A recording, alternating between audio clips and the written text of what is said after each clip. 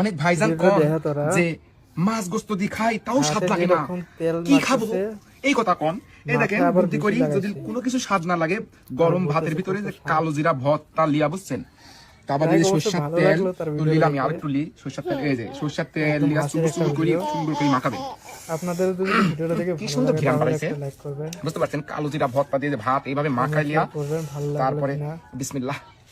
আমারটা তো খুব ভালো লাগলো তার মডেল দেখে, সাথে শুকনা মরিচ, কিভাবে চশমা পরেছে, টাকলু মাথাতে জিপিএল লাগাইছে, স্বাদ খালি উল্টে যাচ্ছে, স্বাদ খালি উষ্টি যাচ্ছে। লাগলো ভিডিওটা, আপনারা ভিডিওটা দেখো, সেই স্বাদ লাগতেছে কালো জিরা ভর্তা দিয়া ভাত। একটু ধৈর্য সহকারে ভিডিওটা দেখেন, ভালো লাগবে অবশ্যই।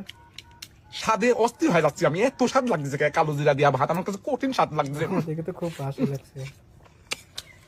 এটিও যদি আপনার কাছে স্বাদ না লাগে, বুঝলেন, এই দেখেন চাপড়া, এই চাপড়া ভাতের সাথে এভাবে ছোট ছোট করে নেবেন, কি স্বাদ লিয়া এই চাপড়া দিয়া ভাত,